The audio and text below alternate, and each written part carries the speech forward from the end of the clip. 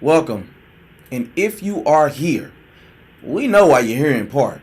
You're probably one of the faithful few, and we love you from the bottom of our corazon. If not, if you're a first-time listener, watcher, you come on back round now, you hear? Show them boys how you do it up in Harlem now, boy. But we are talking Cheyenne Bryant. And this is the question. Is she delusional or delulu, or are men just insecure?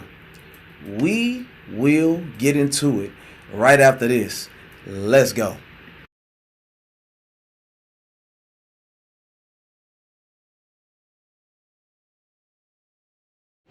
Squee bop, dee dop, she dop, ooh. Yeah, watch the duty. We got the late night shift live. Yeah, it's the late night shift live. It's the late night shift live. Yeah. And now for your host, the incomparable Anthony Moore.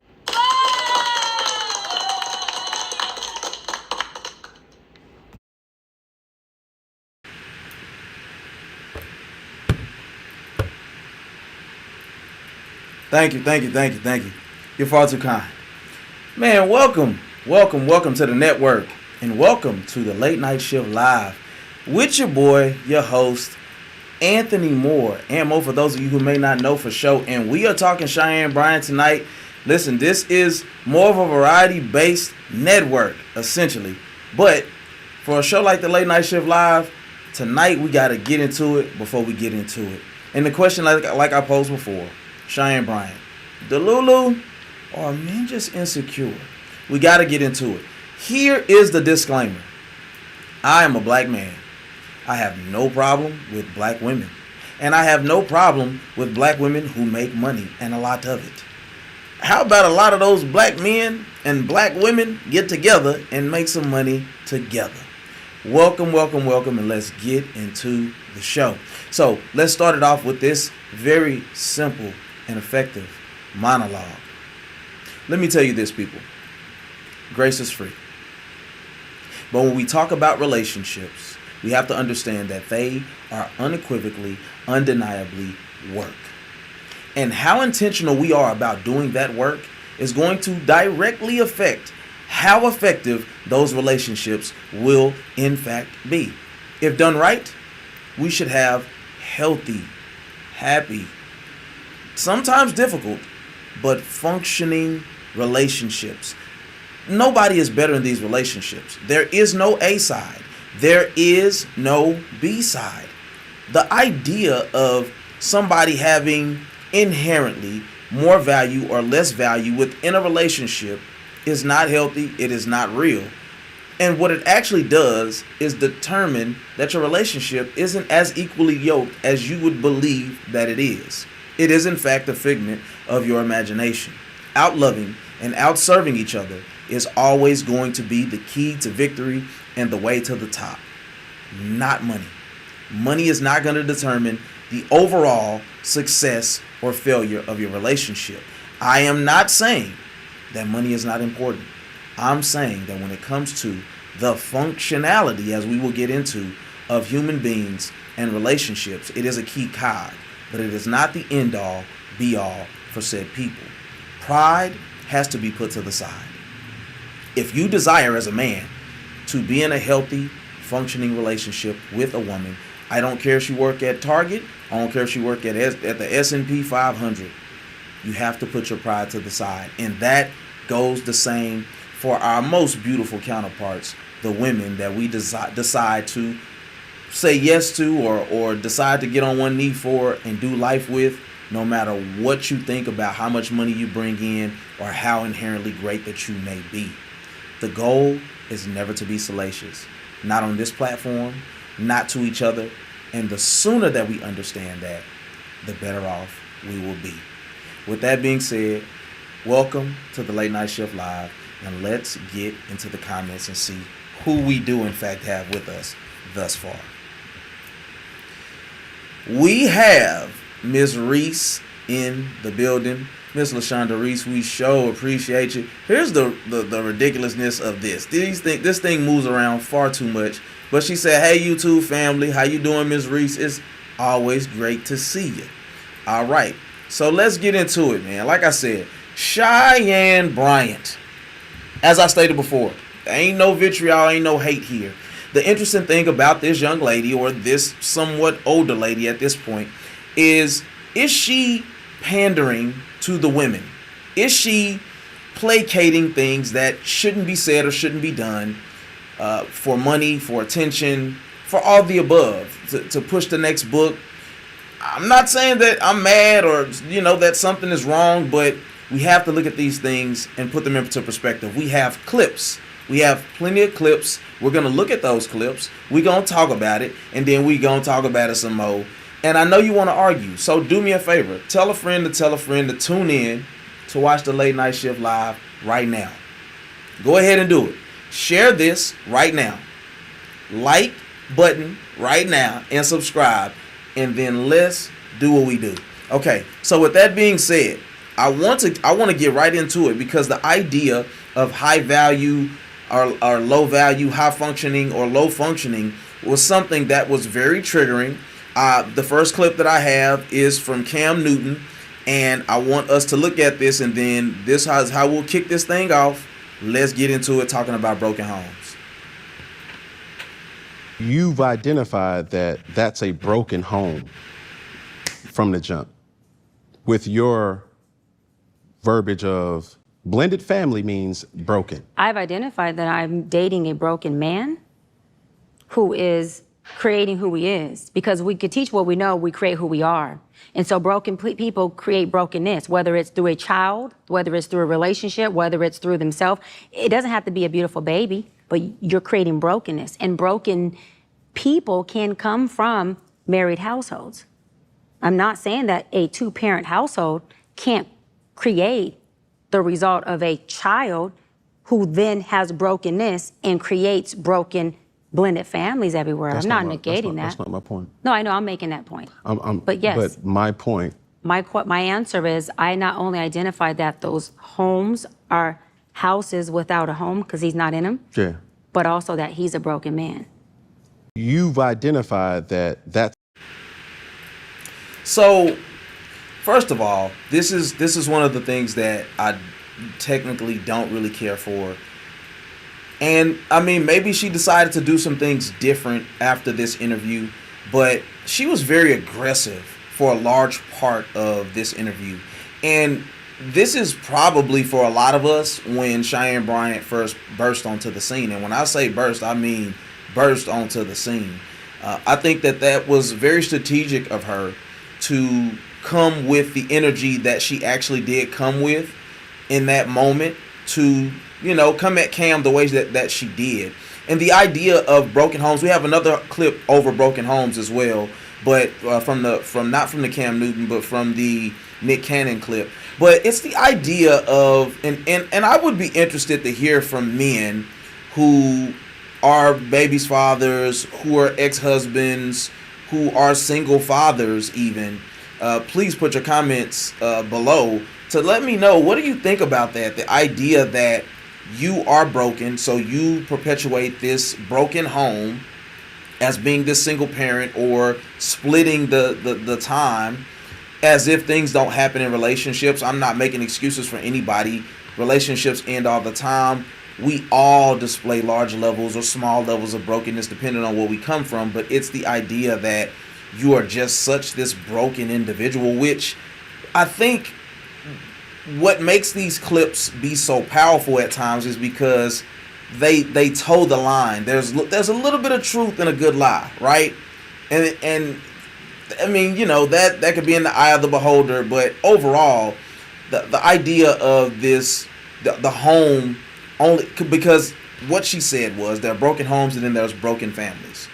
A broken family is one person in the household, right? Whether you're a mother, father, and she even, as we'll look at a clip later, talking about, oh, well, whether you're bi, whether you're, whatever you prefer sexually, doesn't have anything to do with it. A broken family is when there's just one parent in the household, right?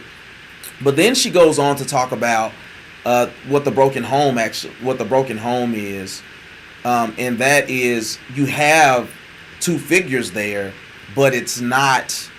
It could be the mother. So it's like there's a male, female, but they may not be your actual parents, or they're not together.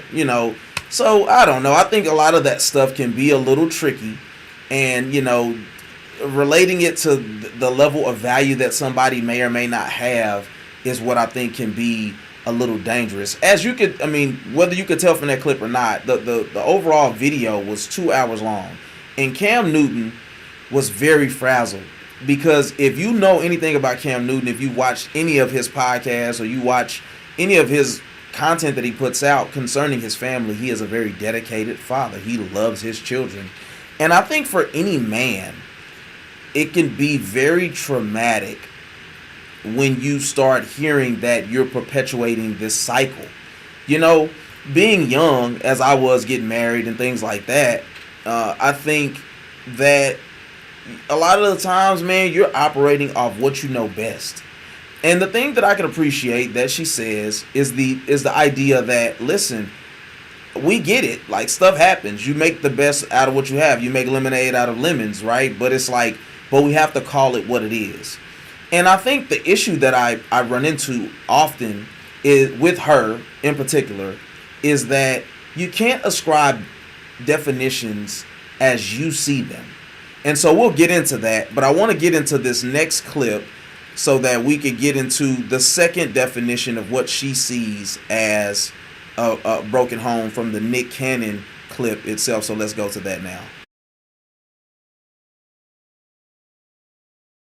A lot of people with different dynamics. It doesn't have to be a male and a female. Or a two-parent household. Two-parent household. A two-parent household. But even in the comments and even a lot of those conversations, because I've seen this conversation come up amongst our peers, and even outsiders will talk about, well, are, two men raising a child, is that considered a broken home? Or two women raising a child, is that considered a broken home? And a lot of people think that. Or one able and capable person who chooses to say, I don't want a partner, but I want a child.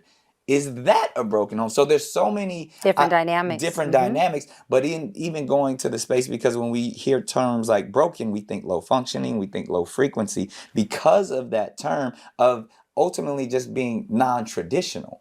And as we know, a child needs so much, but ultimately it's rooted in love, is what is love, which then a lot of people with different dynamics. It doesn't have to be a male and a female. Yeah, so two-parent household. A two-parent household. But even you get rid of that.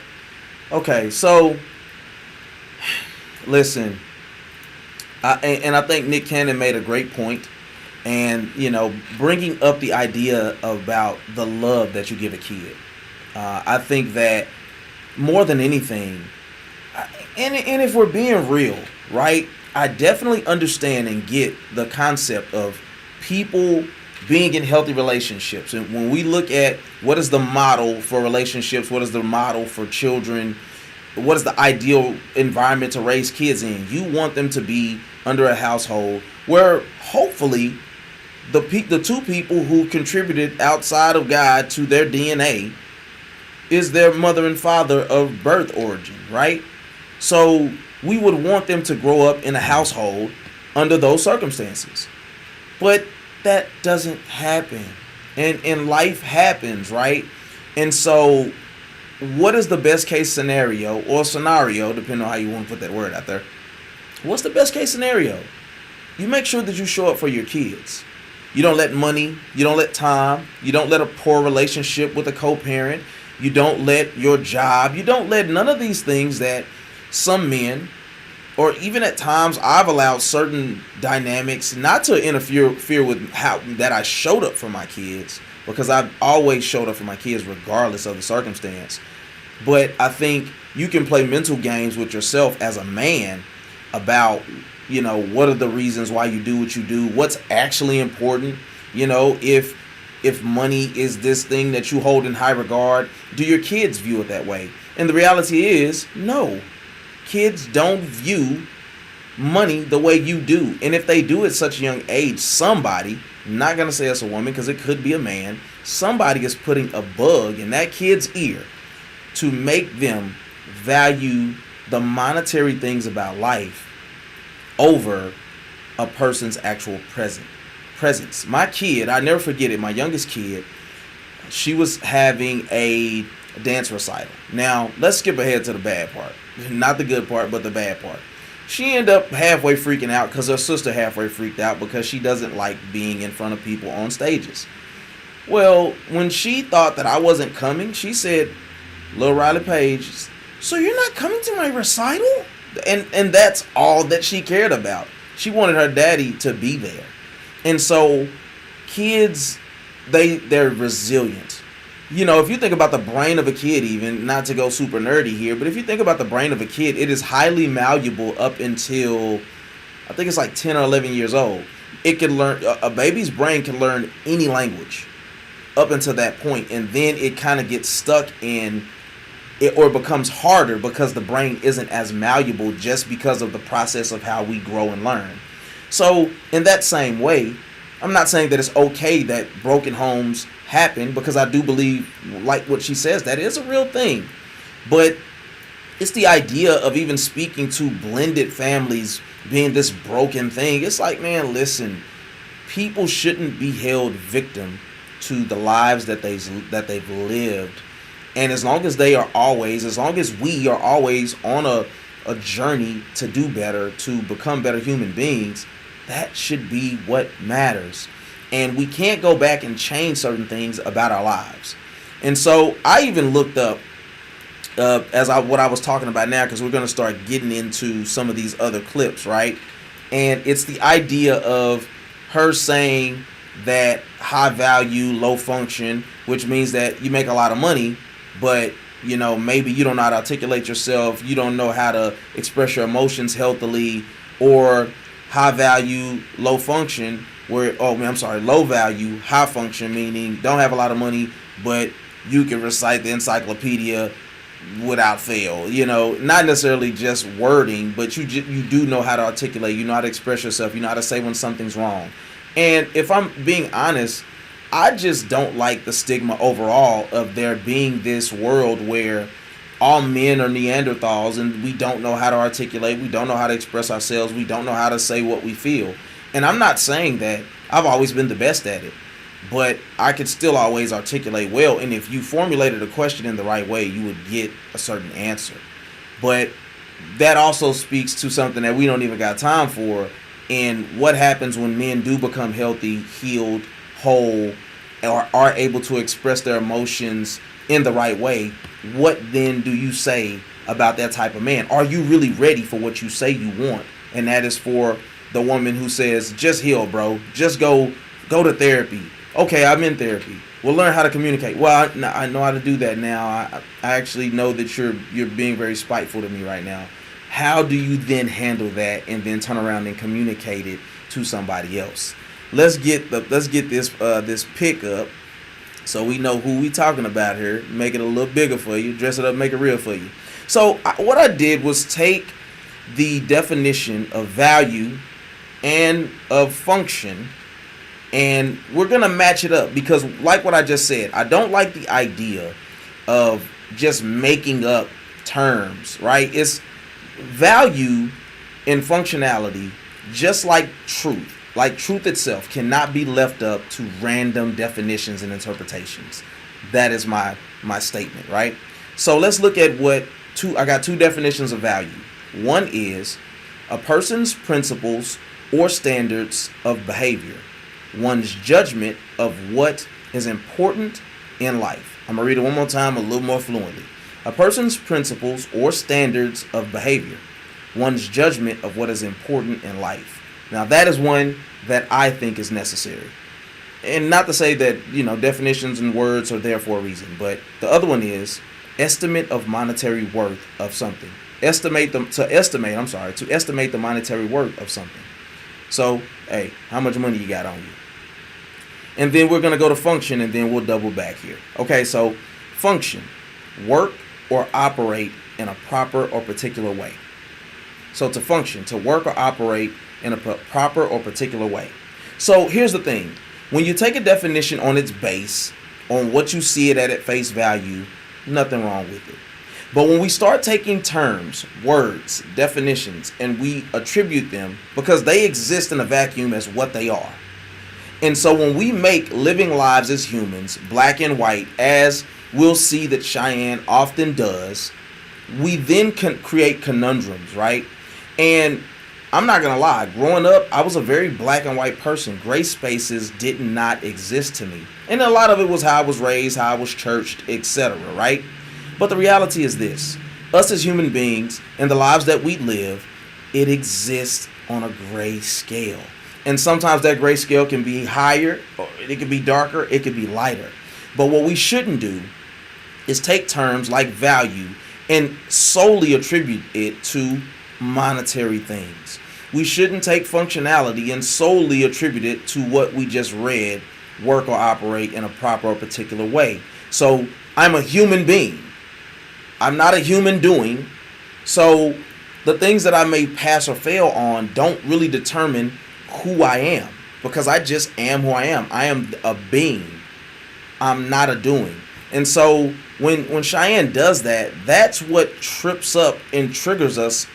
Like, I would say the underlying issue is because you try to make me into this thing instead of dealing with the reality of what may be actually going on. You know? So, you know, I don't really care for that, but that's the reality, right? And so as we move on, the notes here say trauma is real, right? If you're a man and you've been through a tough relationship, not every time, and here's the thing, you're right. It's like being a spiritual person. Let's say you're a Christian, and the reality is this: it doesn't matter in certain instances why you do the things that you do. The reality is, if you know something is wrong based off your belief system, it's wrong, right? And so when you look at that, sometimes dads become single dads or moms become single moms because the other person just decides that they don't want to contribute, that they don't want to be a part of the situation. Some people don't want to be in a relationship with somebody, or some people don't want to be a part of their kids' lives if they can't be in a relationship with that person. Some people only want to be in only want the kid and don't want the relationship. So what does a person do if they're the person who their girlfriend or boyfriend only wanted the child, didn't want the relationship, but that person was really trying to be in a relationship with them? What do you do with that? And so it's not that what Cheyenne Bryant may be saying is wrong.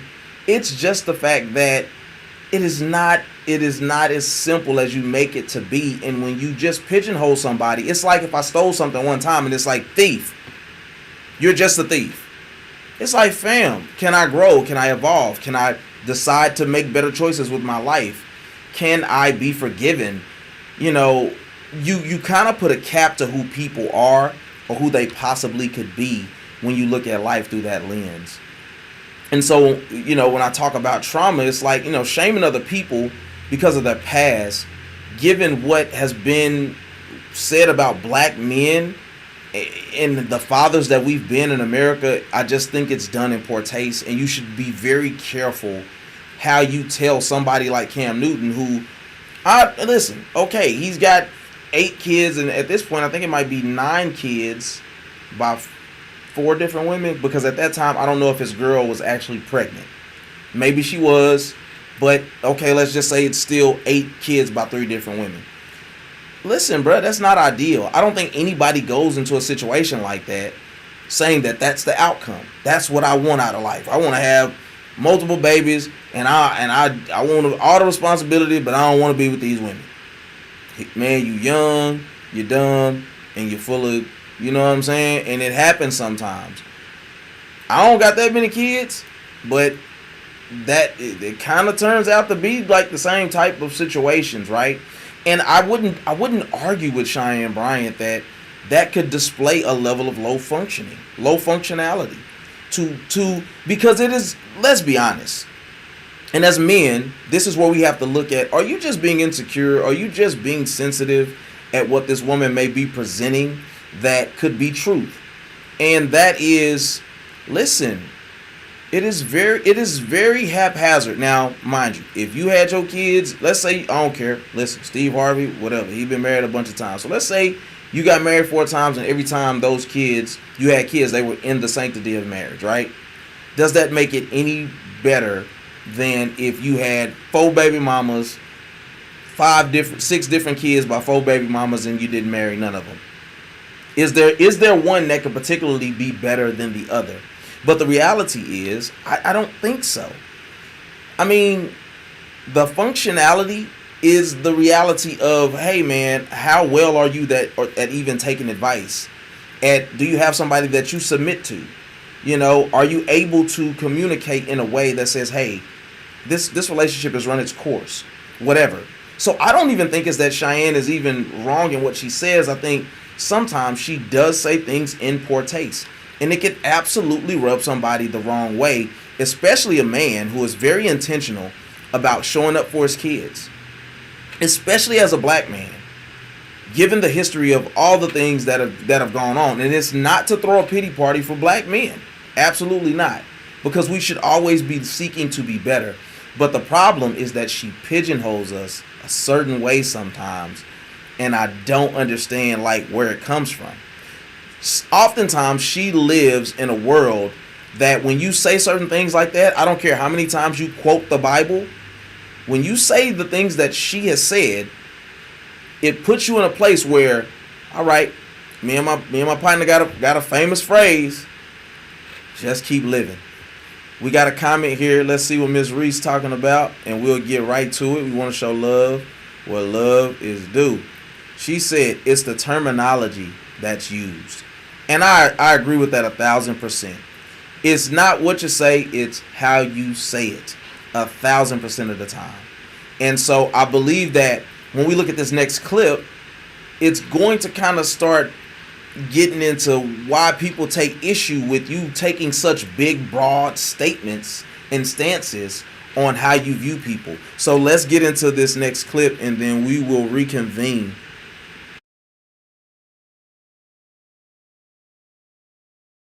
Conversation with you. You asked her the same question as well. Yeah. Well, what about you? And she talked about how she almost jumped the broom 4 times. She's been engaged 4 times. So once again, my therapy lights went off, and I said, here it goes again. The reason Dr. Bryant never managed to jump the broom on those 4 occasions is because her abandonment issues that she honestly put out there are so strong that she has a tendency to want to over control her mate as a means of preventing the abandonment. And in her over control of these men who do not want to be over controlled, she either pushes them away or they leave of their own volition because they don't like the manner in which she wants to control the relationships. What do you think about that? I love everything he said. Conversation with you.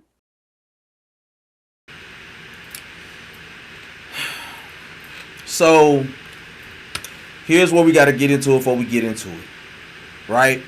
And it's the reality that I don't care how you slice it. And here's the thing. I thought it was only twice. I thought she had only been engaged twice. She never denied that, and I watched the full video. I didn't look at the whole hour and a half, 2-hour videos. At this point, I watched multiple clips, as well as the stuff that I've seen not in person, but live, right? It's kind of the pot calling. What did Martin say? Is it the pot calling the kettle or the kettle calling the pot? Like, you, just because you don't have kids doesn't mean that you're better off than me if you've allowed a man, 4 different men, to get on their knee and ask you into marriage. At what point did you say to yourself, you know what? I probably ain't ready for this. You profess about being in therapy. Like you're not just somebody who's sitting down and teaching people. You're also a proponent. You are respondent. You take in therapy. But you're now, at the time of this clip, 42 years old, and now you're deciding to take your IUD out. And so it's not even the fact that, and let me backtrack a little bit here. She can quote some scriptures now. Let's be 1,000% clear here. Cheyenne Bryant is excellent at that Hagias Lagos. She knows how to recite some scriptures. She knows how to break scripture down. If you look at, in a vacuum, how she breaks down scripture and her interpretation of it, she seems to be under sound doctrine in a lot of ways. But if you just listen a little bit closer, as we continue to dive deep off in there, you'll see that the delusion starts to kick in, right? If we look at what we're talking about right now, and you know, here's my issue a lot of the times with people who speak well, who are even self-aware, but they are still levels of like narcissism in there, or just unrealistic ideals or outlooks on life. I've been guilty of all those things. You know, is you get a platform and you double down on certain things, but you take the accountability of what you not what you double down on, but what your flaws are.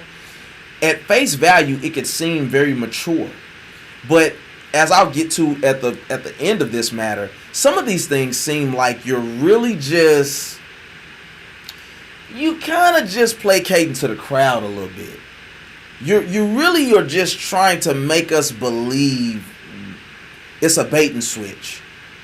Because if you are so gung-ho on what you've been pushing, and mind you, I don't know how long she's been taking the stance that she has taken, but it just appears that if you were that pressed about marriage, you would have done so much more in being ready or showing yourself to be prepared to take a step into marriage, not just in getting engaged. Because let's be clear, in a man deciding to marry a woman, yes, a woman has to be complicit, but how many times a woman has to absolutely do not like you, is only using you for food or money or sex to a large degree, to not say yes to an engagement?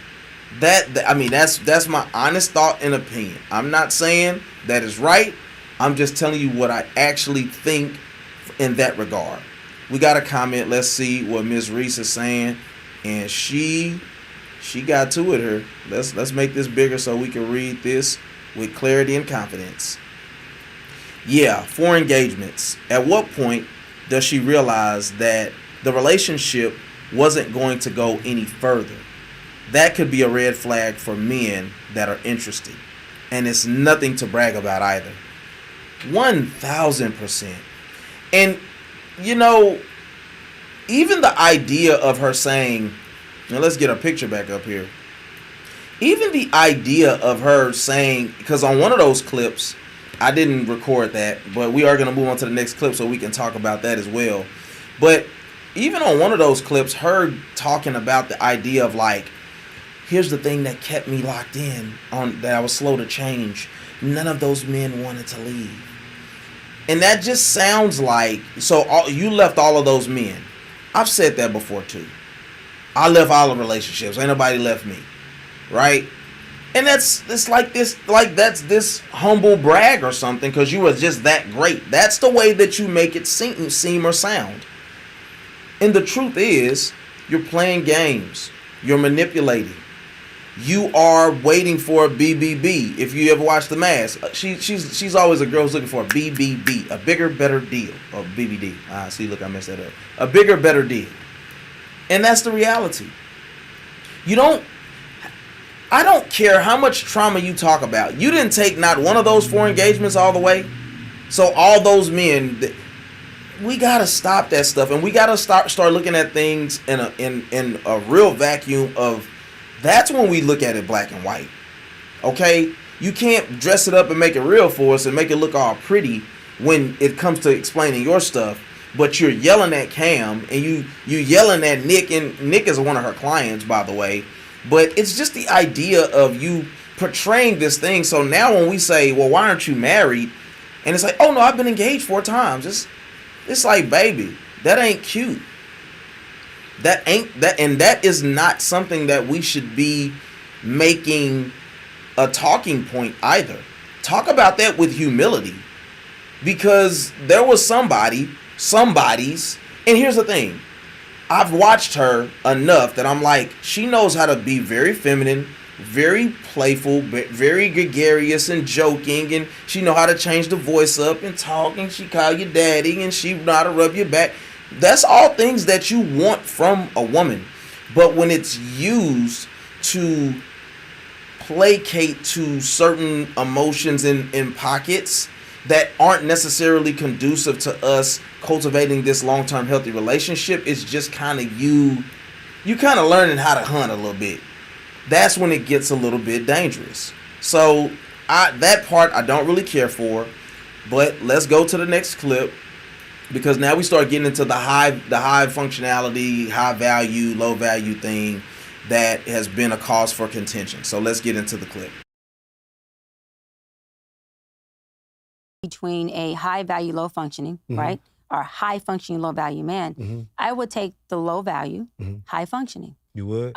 I have to have a man who loves me, supports me, who understands intimacy, not just sex, who can hold a conversation with me, an intellectual conversation, who can be transactional and relational with me, who, when my strong opinion gets strong, he can sit in the discomfort of that. When his strong opinion gets strong, I can sit in that discomfort and still make him dinner. I can still make sure daddy has what he needs in the morning for work. Gotcha. I can still make sure that he is well taken care of. Would you I'm still not denying respect him him. like a high value man? Yes. Okay. So at this point in your life, Now, let me be clear. I didn't say a man who was lazy or broke or didn't work, because low value men just means they make less money. They're not men that don't work. These men are educated. These men are working. They're blue collar men. Blue collar men make six figures. They make six figures. I mean, they make six. If I feel if a man makes six figure, I don't really classify him. Between a high Here's the issue. Cheyenne. You don't want a blue collar man. And she's about to tell you why she doesn't want a blue collar man. She's also about to show you why she is, if you hold her feet to the fire, if you just listen a little harder and you pay attention, why she's delusional in the things that you say. The problem with saying so many lies is that you have to keep track of those lies. Because you just said you would take, if you had the choice, the question before she answered the question before she answered was, would you take a low value man, high functioning man, or would you want a high value, low functioning man? Which means that, so the latter is saying, would you take a man who makes a lot of money but is a poor communicator, essentially, or not highly emotionally intelligent, right? She said she would take the low value, not a lot of money or broke man, because that was both the definitions of what she gave, over. She would take the broke man, low money making man, but highly perceptive emotionally and all of that, over the man who makes a lot of money but doesn't communicate well, because she attributed it to I need a man who's going to communicate, who's going to love me the way I want to be loved. All of those things, right? Cool. Glad that you picked that up, folks. Now let's get into where she just lied through her stinking teeth.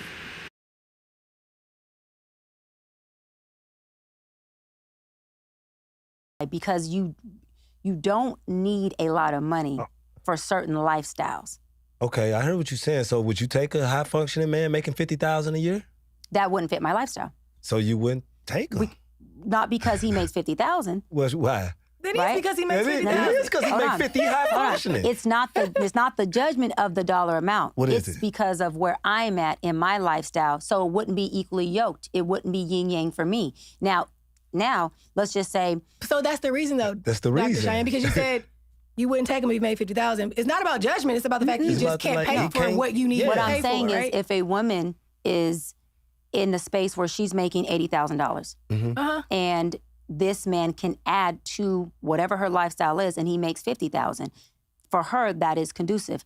I'm not going to say the amount I make, but I do really, really well. Yeah. And so if I got with a man who's making $50,000, I would be the breadwinner and I would be taking full care of him because because you. Wait, what? What you say, Cheyenne? Once again, I don't have a problem with with women making money and making more than your dude. Baby, make more money than me, and take me shopping and make me feel pretty. But it's like, why is it that? So was that man homeless? Is what I'm trying to figure out. Why is it that you believe that for that man to be low value in this instance, that means that he's gonna have to take care of, that you're gonna have to take care of him, that you become the breadwinner? This is the reality, people. This is the delusion of it. A lot of women believe, and I'm sorry to generalize here, I'm not looking to take shots here, I'm not looking to make anybody feel away or call me a broke boy or you sassy or whatever y'all like to do when y'all don't like to hear things. And I'm talking about a low functioning woman. Why is it that that's what you believe?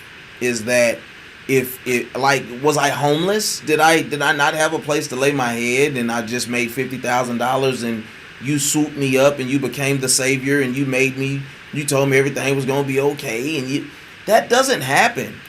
And women believe that the way to add value, not Cheyenne's way of value, I'm saying the way that they believe that they can become more attractive to a man is by getting degrees and by making money. And that is not true. For somebody who loves sleeping on their mama couch and, you know, they say grand rising in their text messages, they are absolutely looking for that type of woman because they going to talk you up real good. Yeah, they going to make you feel amazing. And then they going to drain you dry. And they might come swinging a big stick, but it ain't coming with nothing else. And I want you to just understand that. In all seriousness and humility, I tell you that men don't care about how much money you make, about how many degrees you have. I'm never going to factor that in to how I live. I am planning on paying bills based off of what my income is. So if you do make a large amount of money, awesome. Let's figure out what we're going to do with that. But I'm not depending on what that is, what you bring in, to be the breadwinner for my household. And that's the issue. That's the thing that we run into so often, is you believe that your value is based off of, I got 2 doctorates and I do X, Y, and Z. And I just don't agree with that. What's good, Bruce Glass, dog? Glad to have you with us. I appreciate you, my brother, for showing up. You know what I'm saying? We've been getting to it. We've been talking about it, man. Welcome. I don't know if you're familiar with Cheyenne Bryant and who that is, but all means, if you do, please chime in. If not, start from the beginning, big dog. We be talking about it. Yes, Sirski. All right, so let's get that out of here. And we have a super chat. Hold on. Let's see what we're gonna do with this. We gotta come up with something for this super chat. So let me do this first. You know what I'm saying? Hold on, let me figure something out real quick. Hold on, let's find out. Hey, I can't find no. Hold on, folk.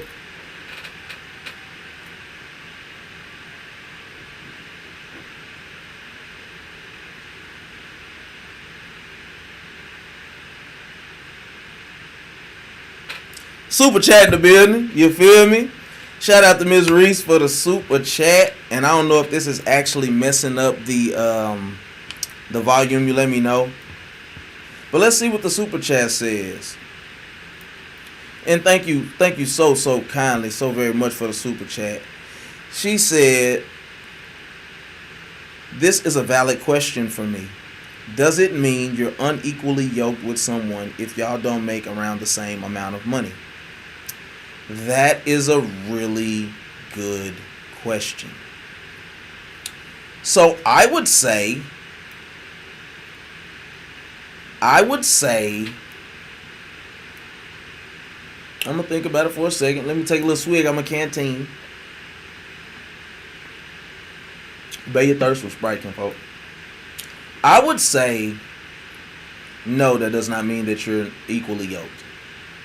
Because since the inception of time, when was it the rule ever that a man wasn't a provider? And I'm a traditionalist. I am a person who believes in gender roles still. And I don't believe that it means, now mind you, if you come in and you got a bag and I got a bag and we put those bags together in marriage, there's nothing wrong with that. But I think it also depends on your household and what's expected. If you're going to have to come in as a woman and be a heavy lifter, I'm talking about you got to pay the mortgage, you got to pay the light bill, you got to pay the internet, you got to pay the car note. Is that what you want? Because if you cool with that, if you really cool with being in your boss babe bag, then go right ahead, go off, girlfriend, do your thing. I'm not going to stop you. I'm not saying I'm going for that. I'm saying if that's my sister, if that's my cousin, if that's my auntie, if that's my mama and with my daddy, and that's y'all's dynamic, hey man, if it worked for y'all, hey, if you like it, I love it. That's the popular phrase where I grew up at. But I'm just not, I just believe that men are supposed to take care of it. And here's the thing. You got to start realizing, or you got to ask yourself, what are you willing to accept?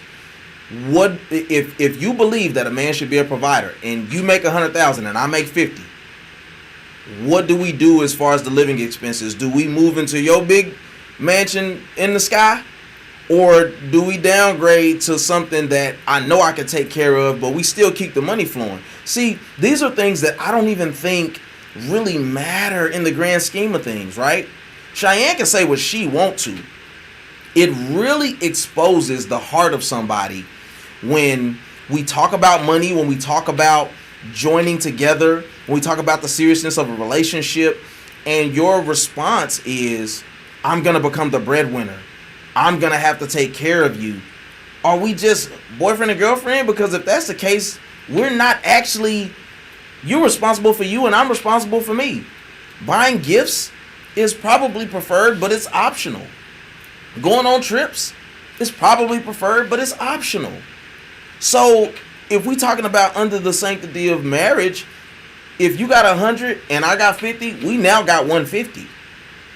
So now how do we approach this?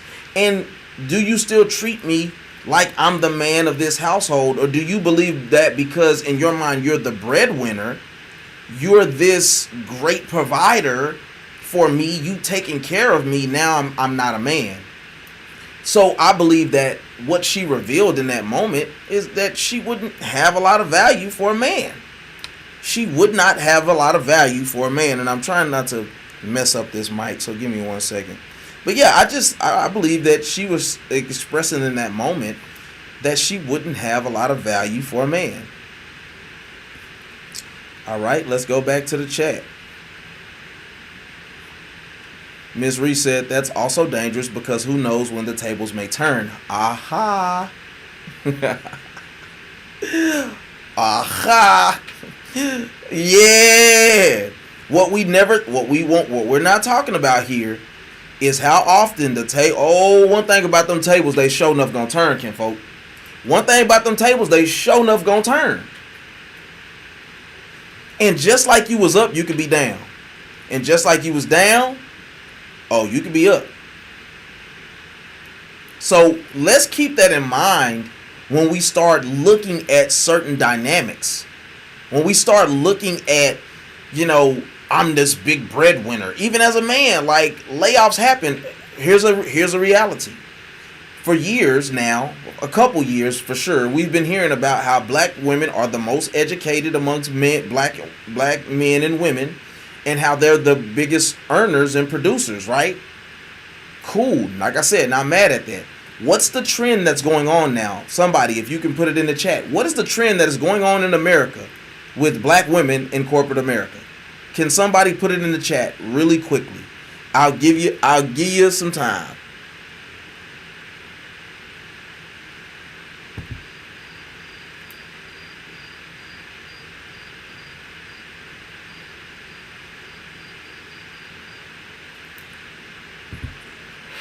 I'll tell you, you took too long. They're being laid off at a high clip. They're being laid off at a very... I hope this mic isn't being affected because that's going to agitate me. It could be my headphones. But yes, black women in corporate America are being laid off at a very high clip now. Not saying that with a smile on my face, not proud of it. I don't think it's cool. And, oh, y'all going to get your just due. And no, I don't think that that's cool. But I'm like, but it speaks to the reality of life. Ebbs and flows. AI. Open AI is completely changing the way the job market works. How creatives create, how we do the things that we do. Can you make good quality long form content? All things like that are affected by the evolution of AI, of technology.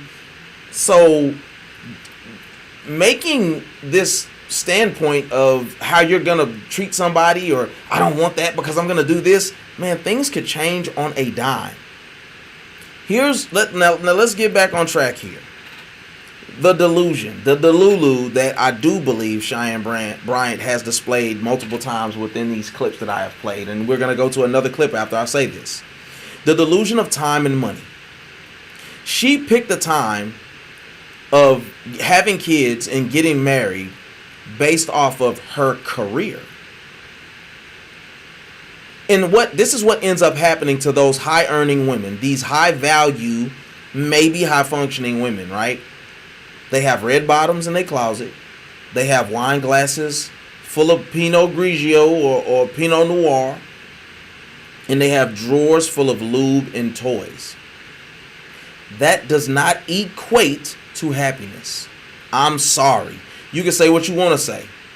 I'm not trying to be funny here. I'm not trying to be rude. What I am saying is, those women, powerful, not submissive, not happy, not married, typically don't have children, and now they're like Cheyenne Bryant saying they ready to take their IUD out at 43 years old and ready to get married.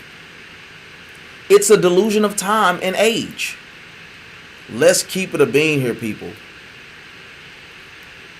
The biological clock ain't ticking no more. That mug is about to explode. Okay? It's the Unabomber at this point. In Oklahoma City. It is the Twin Towers. I'm sorry. We gotta stop acting like this stuff is cute. Like, you could talk about, you're not Sarah. I don't care how much you make reference to this. That's cool. That could be your Bible avatar even. But stop. And here's the other thing. Why? I could see how somebody like Cheyenne respectfully could be engaged 4 times because you picked those men. You picked the men. The men didn't pick you. So when you pick men, it's like the expectation that I'm gonna get married and basing that as a woman. This is as a woman, because I believe that men, we know how this goes. Men give access to relationship, women give access to sex. Meaning, a man is gonna have to ultimately give the clearance to say, yes, me and you go together, right? I'm gonna have to ask. I'm gonna have to say that it's okay. Ultimately, we ain't gonna be in a relationship till I say so. You can't be in one with me in your mind. It don't mean it's real in this flesh and blood thing. But I can't just go take something from a woman though.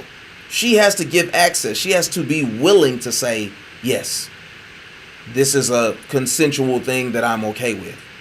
So when we talk about being in real relationships, being engaged, getting married ultimately, we got to stop acting like the man is not the dictator of that.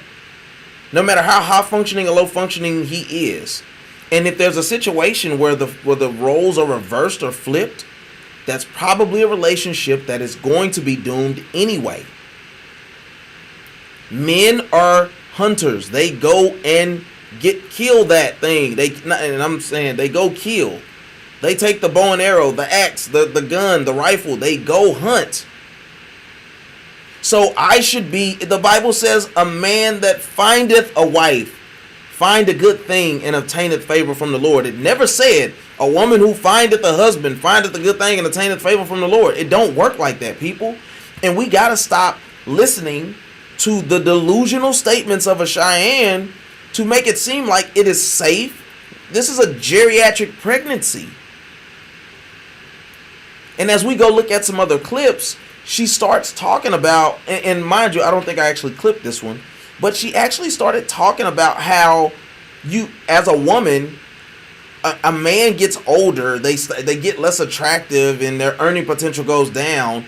So they just try to reach for whatever they can find around them that's resemblance of a older baddie, and that women get better over time if they keep their heart right, their mind right, their body right. They get more selective. I'm sorry, Cheyenne, you said yourself that you had to open up the dating range in which you're willing to entertain, because you realize that men your age or older typically are going to have kids. So if you're saying you don't want kids, you're going to have to start getting younger and younger in what you desire. That is an issue. Let's be real. Have whatever standards you have. Never mind the fact that you came from that and you say it's healthy. And I'm not saying you have to marry somebody from a single parent household. I'm not saying that. But to negate that there aren't men out there that could desire you, that could treat you well, could love you, that are high earners. Here's the reality about being a single father typically. I can take care of my own kid. So me being in relationship with you is not an indication of I need you to even be a mother. Like maybe that I have a healthy co-parenting relationship. But it's your life, Cheyenne. You can do what you want to do. But just don't believe the delusion that at almost 50, come on now, over 40, we getting close to 50. 50 close to 60. We know how this work, okay? 43, and you done took your IUD out and you said you're ready for marriage. Why are they even synonymous, the IUD and the ready for marriage? Like, you could have kept that IUD in. Now, mind you, you don't keep it, you don't put an IUD in if you don't plan on having unprotected sex. So this is where you got to argue with your mama about some of this stuff. So not only are you giving yourself the extra coverage, you telling me you've been in a relationship with somebody for 5 years. This is where we just got to be adults here and be real. You've been in a relationship with somebody for 5 years. You got an IUD in, and you telling me that he putting a, come on, stop.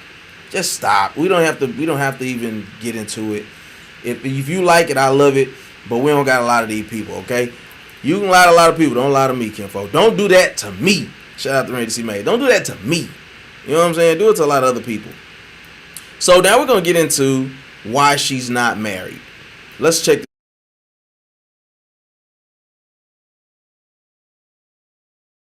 To wait until my career was fully really to the space it is now. I wanted to make sure that I didn't have kids, for me personally, born in a deficit. Mm-hmm. They're born in equity, and equity is not just financial things, right, and accolades and things that I can offer surfacely or externally, but I wanted to make sure that I was in a place where I'm not just choosing a husband, but I'm choosing a father. A lot of women choose husbands, and then they go, he's not a great father. Mm-hmm. And of course, you don't know if he's good at either until you are in the experience of them. Mm-hmm. But you can use something called wisdom that can help you choose better. Doesn't mean you're going to choose perfect. Mm-hmm. And it doesn't mean that I'm exempt from divorce or I'm exempt from any of the things, because I'm not, that come with a marriage or a relationship whatsoever. But yeah, I wanted to wait until I am exactly where I am now. And so this year, I've said on other shows as well that I took my IUD out this year, and I am now ready to be married. And I wanted to wait until my career.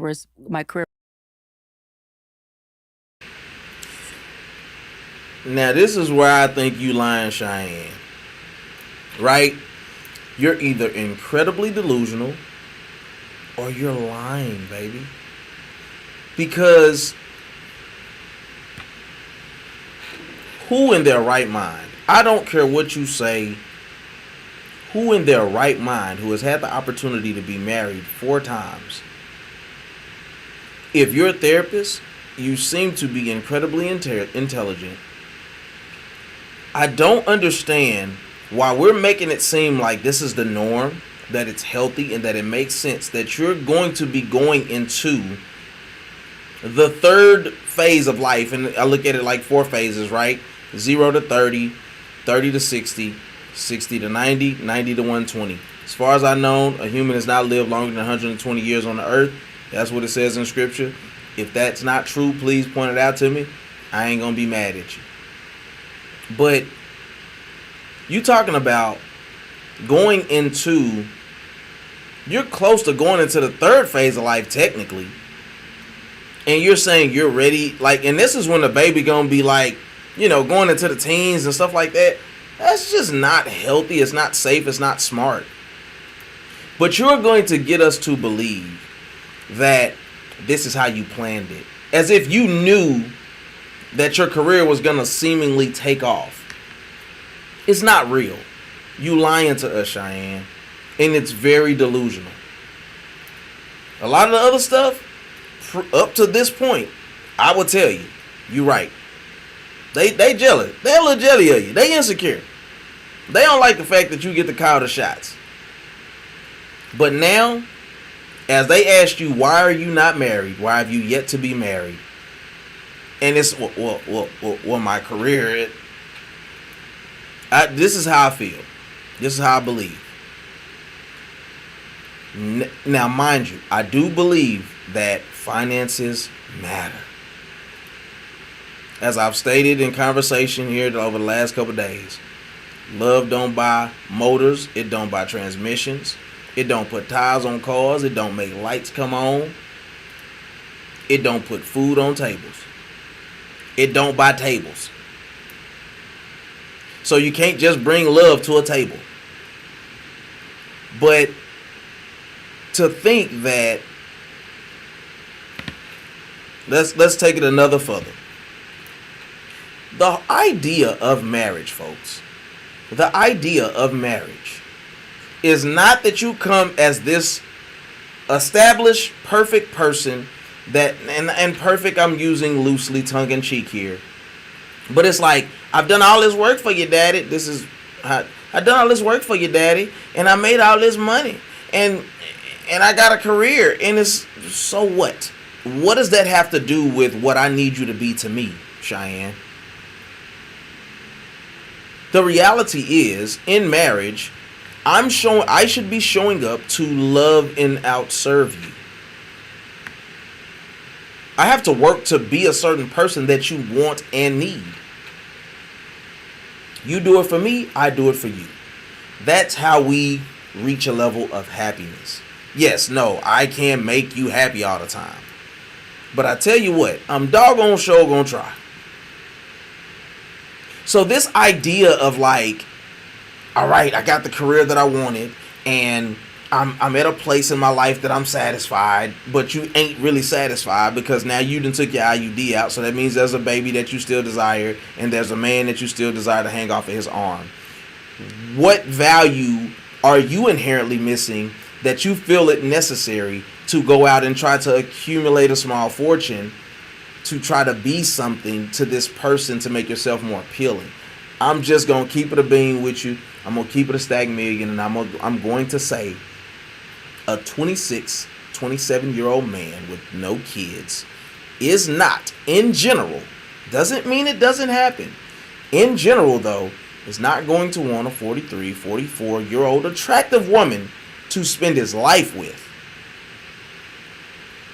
I want to be with somebody that is around my age, that isn't a danger in birth.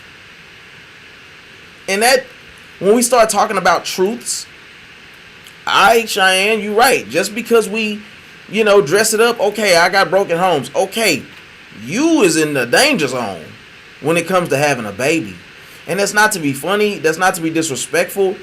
But we got to start, let's just keep it real here for a second. Take your confidence out of this. And let's look at it through a reality lens. Down syndrome. Those type of things are real issues that you could possibly face having a baby over the age of 40. That's why people are encouraged not to do it. Now, prayers and blessings for sure. I hope you find this man that is so worth it, that makes this money and is able to take the little girl and you. I just don't like also the fact that at 43 years old, there's this conversation about when the little girl in me rages and rises up. Listen, at some point, we just are who we are too, though. Doesn't mean you can't teach an old dog new tricks or nothing like that. What I'm saying is, at some point, you probably are just argumentative. If you can't receive it as, here's the thing. Hi, my name is Anthony. I got a confession. Sometimes I be having an attitude problem. It's just what it is. My name is Anthony, and sometimes I just be having an attitude problem. But if I'm always going to say, well, when the little boy in me rises up and he wants to go to the park and I can't go, like, man, stop trying to intellectualize flaws. Because sometimes people have bad attitude problems and they had both their parents and they loved on them and hugged them and told them they were smart and pretty and everybody liked them. But she likes to dress it up in a way that is delusional to me, in my opinion. So I think for her, the delusion of money, wealth, a career, that she's got time on her side. Now, I do get it. Like, God can redeem the time. She can quote some scripture. You get what I'm saying? She'll bring up a bunch of beautiful points, but we also have to start looking at the reality of what this is. That baby might not talk the first couple years. I ain't wishing that on you, but we gonna move on. So let's go on to the next clip, y'all. This is where we catch her in yet another lie, and here's the thing. It's just what you've presented to us. I'm not here to down talk a black woman. But we got to talk about it. You told me I got broken family, broken home. I'm a broken man. Cool. Well, let's see. Let's look at you. Let's look in your back porch and see what's back there, kinfolk. What's the skeletons back there? Let's talk about it for a second. So you just give me one second, because I got a lot.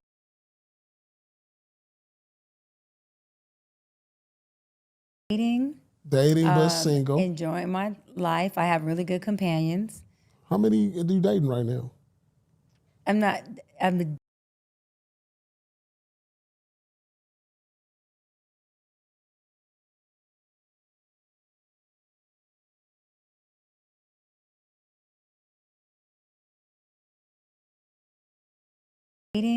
dating but single. Enjoying my life. I have really good companions. How many are you dating right now?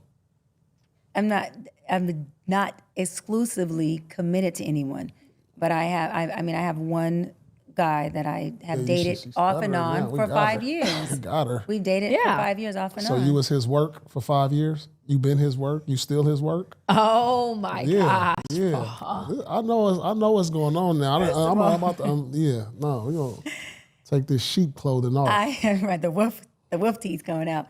No, he was somebody's work for 5 years. We have been each other's companion for 5 years, and yeah, I have spent the block for 5 years, and it's the truth. And he doesn't like it. He's absolutely correct. He feels like I haven't provided. Oh, your work. We working together. Okay. We working dating but single. Enjoying.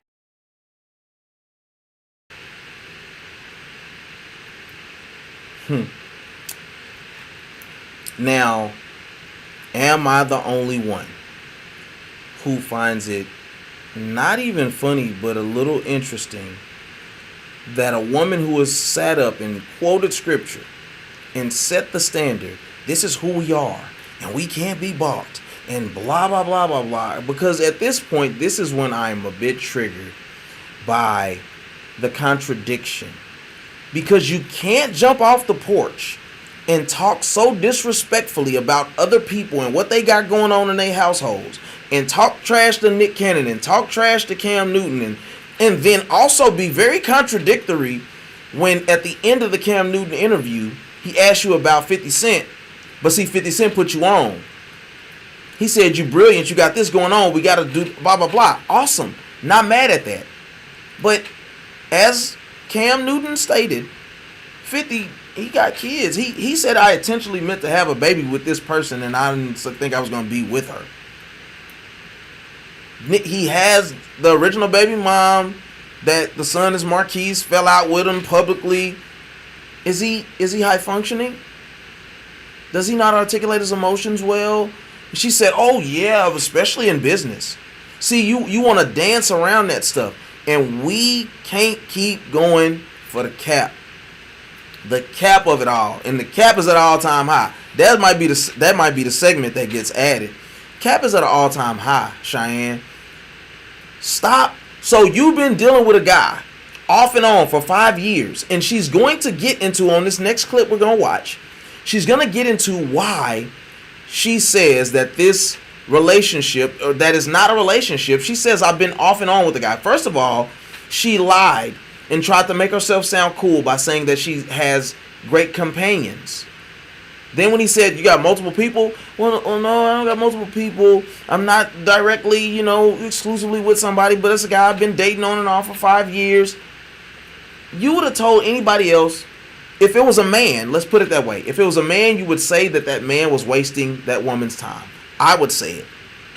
Put my hand up. Hi, my name is Anthony. I would say that if a man is dating a woman for 5 years and he's not engaged, if he's not made a date, that you are wasting her time.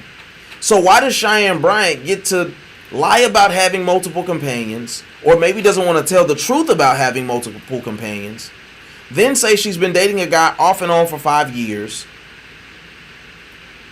I just don't. It's the hypocrisy of it all, Cheyenne.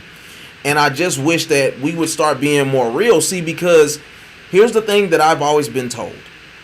When people be so gung-ho, the Dexter Jacksons of the world, when they be so gung-ho, they be the biggest ones who live in contradictory to what they say. So either you got multiple companions and you don't want to say it out loud, or you lied to kick it and then expose the fact that you've been with a man for 5 years that you don't want to commit to. Because as we're going to see in the clip, you're going to say that you want to be with, that he wants to be with you. But then you try to dress it up real nice and say, well, he goes back and forth between, I love you, I want to be with you. But then he says, I don't know if I deserve you. I don't want to hear that stuff, man. It's manipulation. You're lying to us. And you're being delusional about your own messaging. Don't lie to me. Don't PM a cereal, man. That's all I ask. I love Captain Crunch, dog. Don't PM them. Tell me, oh, that's lemonade. I don't want to hear that crap. Stop lying to us, man. So let's go to the next clip. I am not vitamin D deficient. So everything is good in that department. No. He wants a relationship. She done kept him on the side until she figured out if it's something better. I see where this is going. He just has some emotional maturity that he had to do. We're 9 years apart. He's 9 years younger than me. And so we both had to work through things, but he's had to work on his emotions and his intense insecurities around being in a relationship. And you've been waiting on it. Like what's the problem? Why y'all not together? Just because of that, So you're waiting on that? No, I'm not waiting on it, and I don't have him waiting. So the D is good. Oh, let's keep it. I mean, that's it's like, dude. Let's keep it 100. He put on his red pajamas and feel like he's supposed to get spicy tonight. This is clear. Oh my God! I know her. She from Long Beach. I'm don't try to come with the suit jacket. I am not. Now, this once again, guys. We gonna call a spade, right? If it walk like a duck, talk like a duck, quack like a duck, that's a duck. And if I tell you a duck can pull a truck, so you started that by saying you're not vitamin D deficient. We know what that means, right? That means you got an IUD in there Because you said that. You said you got, I took the IUD out. I'm ready for marriage. So you've been with this person for 5 years. You've been hanging out, having a good time. She goes on to say, and it may be in the last clip, she goes on to say, he does well in every area. She's quick to brag about he does well in every area. He's a stud. He's a unit. You know what I'm saying? She let us know he a unit. You feel me? But not so much that you are wanting to commit to this man. Now, you have a man who's saying, I choose you. I want to be with you. This is what you're saying out of your own mouth. But you're the reason that this thing is stuck in limbo. And you go on to say, as I'm pretty sure it's on this last clip, you go on to say that it's because of his emotional issues.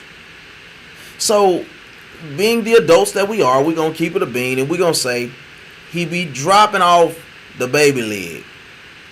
And you're a fan of that. And he probably something that you enjoy looking at. And he probably does treat you well. And he probably let you have your way. But there's something else that you want out of life. And whether it was something at the inception of y'all meeting each other or something that you found out along the way, you don't want to deal with him long term. And I guarantee you that in you taking your IUD out and saying you're ready for marriage, that man is no longer in your life. Because there's definitely a gap in how long those interviews have been. Because you were already talking during the Paul Pierce, you were kind of already making it seem like he was kind of like past tense. It's a guy I've been on and off with. Even if the fact that y'all been on and off indicates that something wasn't working. But he kept pulling you back in. He probably was a personal trainer, to be honest with you. Them personal trainers, boy, they be finding their way in there. I ain't gonna lie to you, I was a personal trainer at one point. I ain't gonna lie to you. It was really stupid. But let's look at this last clip. And I'll tell you before we watch it, now at this point, we're going to see her expose who she is to a large extent. We're gonna watch how pridefully she says what she says. And I titled this one, the alpha female, right? Everybody want to be alpha, beta, whatever, thetas, whatever the divine nine. Y'all so quick to quote that stuff like it's cool, like it's a badge of honor. But has nothing to do with the key to healthy relationships. So, but we'll save that for the outro. So let's look at this last clip.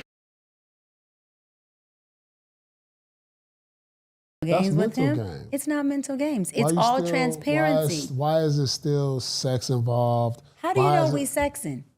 We could just be having a. Cause you from Long Beach?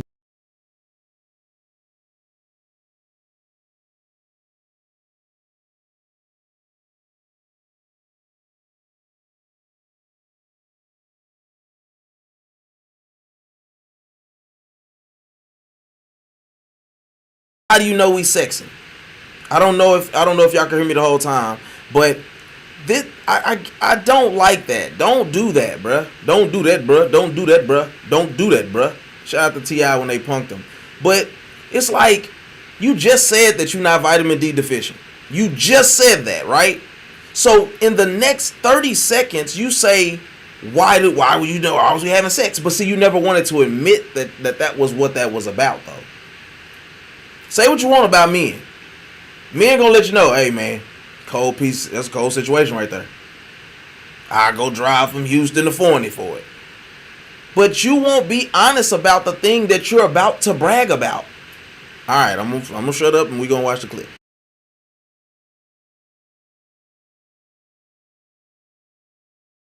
I know. Oh my God. You can't play me. We could not be doing the wood. I know what's going on. But let me say this. It is transparent. He understands. I understand. I understand what he wants. He understands why I don't want to commit at this moment with him, which is the emotional piece that him and I talk about openly. I support him in it. I hold space for him in it. We've talked about it intensively, and he understands it. And he's... Come here. That's sit. All right, let him off the leash. Go ahead. That's what I'm doing? Yeah, that's exactly right. Come here. Well, you know what? If that's what I'm doing, I'll say this and people are going to be mad and I'm okay. If I'm doing what Paul said, come here.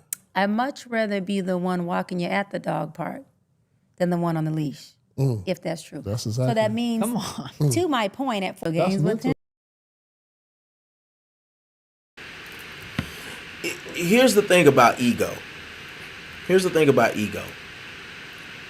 You let somebody talk enough, they'll reveal their true colors. If you lob it up there just right, Blake Griffin will slam that thing. DeAndre Jordan, he'll take it and he'll do a little flash. He bang, he gonna slam it backwards.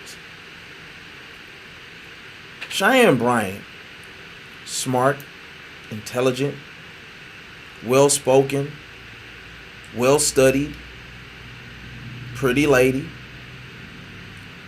very charismatic, very egotistical, very aware of what she doing.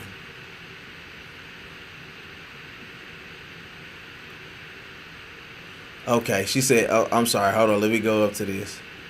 Hold on, I'm sorry, I missed comments here. I apologize. Let me go back. No, I'm sorry, I apologize. Let me check out the comments. Diary of a Mad Black Woman. When she rolled old dude in the tub while she was in the wheelchair, he never saw that coming. I'm sorry, I missed that comment. And that was so foul, dog. That was funny, but it was foul, dog. You threw that man in that tub, about to choke that man out in that water. That is hilarious. Yeah, I'm sorry, that still was funny. She said, we can still hear you clearly. Okay, cool. I was just making sure because I'm like, man, that agitated me. And then the last one is, that's true. That girl was bragging. Yeah, and it's like, man, my granny used to say, that ain't cute. You think that's cute? That ain't cute. Cheyenne, you got a lot of pride to you. You got a lot of ego to you. And you enjoy being the one who calls the shots. But we're going to talk about alpha submissive and all that stuff. I don't care for those terms, man. If it's all the same to you and I, you can keep them terms to yourself. Please. We don't want to hear about your alpha submissive or none of that stuff. Keep that stuff to yourself. Do you? But don't keep like lying to us in plain sight. Here's what I'll say. Fame is a killer of progress. And Cheyenne is a victim of this, in my opinion. You know, when she first got it popping, she had the Dr. Bryant chain on, and it's a bunch of flash to it, and the lights they're appealing. You know, to be a therapist is a thankless job. So to be able to create, I believe I was watching one of her podcasts, and she said that she created her own modality that they actually use at her institute or academy or whatever that is. That's a big deal. She's a part of the NAACP. She's got a 2-time bestseller book now, because it was a bestseller back in the day, and now it's a bestseller again once she's got the fame. She's wrote another book that I believe came out in September of last year. It's been a whole year, and she's been on tour ever since, and it started with the Cam Newton interview. First of all, I'll say congratulations, black woman, for being able to make yourself relevant in a very monotonous, like rather loud world that we live in. You found a way to break through. I'm not here to hate on you, but you shouldn't be here to pander to the wrong crowd and to lie to us about who you really are or what you actually do. What you do behind closed doors is your business. If you put an IUD in or take it out, that should be for your consumption. We don't need to know. For me, it appears that people do stuff like that because they want to put the world on notice. It's this whole manifesting. We got to be very careful with terminology like that, especially saying we're believers. We start adopting culture from the world. Don't allow the fame, don't allow the attention, don't allow the seeing your name in bright lights to be a thing that takes you away from the good work that you said you started out doing in communities that you didn't want to go to. It matters. Don't be selfish just to benefit and profit in a way. putting people on blast, calling people out in that regard, that's not even something that's done in love. So just be very careful, Ms. Bryant, because now you're on the clock and the world is looking. When does she pop up with a baby? When does she pop up with a husband? Since she's ready now, since she's taking that IUD out. And just as those same women are clapping and applauding you and go on, sis, and you tell them we alpha submit and we do this and you got to earn this, and those will be the same ones that are going to clown you and you become a meme if you don't somehow become pregnant in the next 2 years. You want to be 45 and have a baby. And I'm not saying that you do whatever you want to, baby. You dream and you dream big. But I tell you this, I'm glad I had kids early, sooner rather than later. And I'm talking from the standpoint of I could only imagine what it's like to be 40 and just now saying, oh, I'm going to have a kid. And let's not forget that no matter what she tried to say about men versus women, and as far as like having children and things of that nature, men could have healthy babies for the most part. Now, they might come out looking like Benjamin Button once I get past 50, but they might come out smoking a cigarette if I'm 55, 60, but we could still put a baby in somebody. For you to be almost 50 years old, I think you should just proceed with caution with how you talk to people, how you treat people, and the expectation for people to bow down to whatever you say that they are. At the end of the day, I would like to hope that Cam Newton would in fact do right by that young lady, because she appears to really be in the paint for him.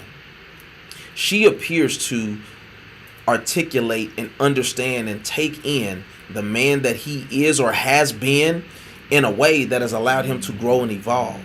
If they truly do love each other, and he's not out here moving like people believe that he actually is, then Cam, we don't want to hear your stories. In that way, yes, you are contributing to brokenness. You're contributing to another broken woman in that regard. Now, this isn't about Cam Newton, but the point is, it's not that Cheyenne Bryant is ever terribly wrong. I think that she's incredibly manipulative and deceptive at times, if I'm being honest. And I think it's in the name of popularity. I think it's in the name of making money. And when you profess to be a believer, because she said she's a believer, she's a Jesus girl, she said this out of her own mouth. We have to be careful talking about sexual exploits. We have to be careful to making certain comments and acting like these things don't have a cause and effect. There are ramifications for the way that we put our witness out there. And I'm not saying that I've always done the best job, but my platform ain't like that just yet. But I would like to believe that speaking with honesty and integrity, I could talk about the things that I may struggle with at times, but not talk about it in a way that seems to glorify that, oh, when the moment just hit, I just wanted him or her, talking about Cheyenne Bryant and the comments that she's made. So here's my final thoughts. We started out by talking about grace. And so we'll end with grace. And I'll say that grace is always needed. Not everybody is going to make it through a marriage scot-free. Not everybody is going to not cheat at some point, right? And I'm not saying that that's the norm. I'm saying sometimes in relationships people cheat. Sometimes in marriages people step out of their marriage. If you're going to make that marriage work, if you're going to work through a relationships with ups and downs, highs and lows, you are going to need to have grace. Not just for that person, but grace for yourself. To realize that sometimes you're going to miss the mark. Sometimes you are going to fail. Sometimes you're not going to make the best decisions, and it is okay. But don't project something to the world that you are not very intentional about doing and being yourself. And in that way, I believe that Cheyenne Bryant has missed the mark. We are all flawed and in need of a little more grace, a little more time, and a little more love. With that being said, please do me a favor. If you have been watching for any number of minutes or considerable amount of time, if you've seen any value in this video, I am asking from my heart to yours that you would hit the like button. I'm also asking that if you would like content similar to this, or content that is entertaining, that is educational, that is informative from this network, to hit the subscribe button and hit the notification bell. I'm always looking to give new relevant content and information out to the people so that we can have a healthy discussion and conversation as human beings. At the end of the day, I would love to interview Cheyenne and not take the approach of trying to debunk who she is, but to get a real understanding of why she even thinks the way that she thinks. But at the end of the day, I'm going to have grace for her because she's a human. And not everything that she says has always been truthful, because I don't think nobody is 100% truthful all the time. We have people that we love, we have people that we are trying to protect, and sometimes we have to do certain things to... I'm not saying this justifiably, just to be clear, but I think that sometimes we do things to look out for people. Sometimes we do things for profit. I'm not saying it's okay. I'm saying this is just how the cookie crumbles. So with that being said, thank you for watching another episode of the Late Night Shift Live. I am your host, AntMoe. I am grateful and appreciative for anybody who has stopped and who's stuck and stayed, as I've said before, and as I'll end every podcast. And I'm going to say something I haven't said in a while. I used to say this after every episode, but listen, life is hard enough. So don't just live elevated. Until next time, I love you. May the Lord keep you. And I'll see you next week. Y'all have a great night. Peace.